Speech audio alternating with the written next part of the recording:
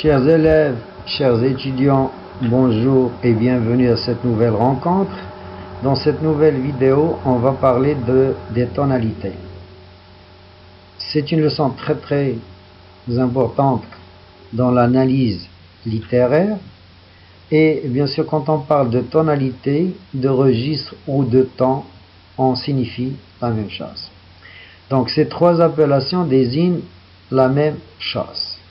Qu'est-ce que c'est que la tonalité? Donc la tonalité a été employée pour la première fois en musique. La tonalité est à l'origine un terme de musique. En littérature, il est l'effet laissé chez le lecteur suite à la lecture d'un texte. C'est donc une manière d'écrire ou de raconter un événement de façon à provoquer chez le lecteur des émotions ou des sentiments. La tonalité d'un texte ne dépend pas de son genre. Donc on peut résumer en disant que la tonalité tout simplement est l'effet causé par la lecture d'un texte sur le lecteur. Donc c'est les sentiments qui naissent de la lecture du texte. Alors parmi ces tonalités, il y a la tonalité tragique. La tonalité tragique vise à inspirer la peur, la pitié, souvent liée au genre théâtral. Ces thèmes sont souvent la mort, la fatalité ou la souffrance devant une lutte impossible. Donc on parle de la tonalité tragique lorsqu'il est question d'affronter une force supérieure ou bien lorsqu'il est question de la mort, comme dans Antigone par exemple. La tonalité comique, elle se rattache au rire. Certains genres comportent nécessairement le comique, comme la caricature, la parodie ou la comédie. Le comique est assuré par des moyens différents, comme les gestes, les mots, les situations ou les caractères. Bien sûr, vous avez le cas du bourgeois gentilhomme. Troisième tonalité, c'est la tonalité pathétique. Qu'est-ce que c'est que la tonalité pathétique? Alors, la tonalité pathétique est une tonalité qu'on retrouve généralement dans les textes où il est question de la souffrance et de la douleur. Elle vise la pitié et la compassion. Donc la compassion, ça vient du verbe compatir, c'est éprouver de la pitié. Alors elle vise la pitié et la compassion du lecteur. Pour ce faire, elle recourt à la description des situations tristes et douloureuses. Ces thèmes sont souvent la séparation, la mort, la misère, la vieillesse et la solitude. Voilà donc les thèmes qui se rattachent à la tonalité pathétique. On passe à la tonalité lyrique. Quand est-ce qu'on parle de la tonalité lyrique? C'est lorsque dans un texte, le narrateur exprime des sentiments personnels en utilisant le pronom personnel « je ». Cette tonalité est en rapport avec l'expression poétique des sentiments personnels. Elle est reconnaissable grâce à une ponctuation particulière, exclamation et interrogation, mais surtout à l'emploi du pronom personnel « je ».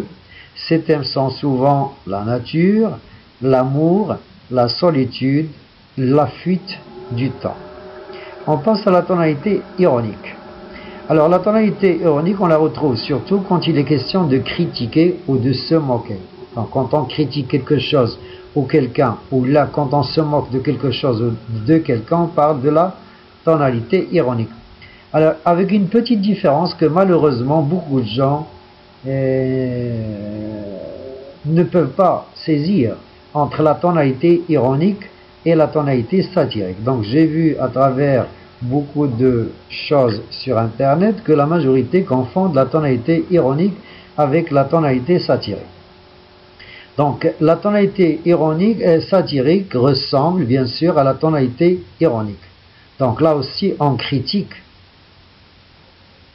on se moque, mais avec la différence est que avec la tonalité critique, on peut faire une critique directe et on peut même insulter, ridiculiser ou blesser la personne qu'on critique. Donc elle est proche de la tonalité ironique car on critique ou se moque, mais surtout de manière directe et même en ridiculisant et blessant. La tonalité fantastique, on la retrouve dans les textes qui racontent des faits angoissants qui font peur, surnaturels et inexplicables, et là pour but de créer l'angoisse et la peur. Là, on peut citer l'exemple du chevalier double. Et on passe à la tonalité réaliste. Elle a pour but de nous faire croire que les faits racontés sont réels à travers les détails et les précisions. Donc on parle de la tonalité réaliste lorsque le narrateur ou bien l'auteur s'efforce de raconter des événements comme s'il était vraiment tiré de la réalité, c'est comme s'il était vraiment réel. Alors la tonalité dramatique, elle provoque une émotion intense causée par la narration d'actions tendues qui se succèdent. Donc on parle de la tonalité dramatique lorsqu'il y a une tension et lorsqu'il y a surtout une succession d'actions tendues. La tonalité polémique, elle cherche à faire réfléchir le lecteur sur une position à adopter concernant une opinion ou un sujet, généralement devant deux avis différents. Donc quand il est question d'exposer deux points de vue différents en vue d'adopter une opinion ou bien une attitude, on parle là de la tonalité polémique.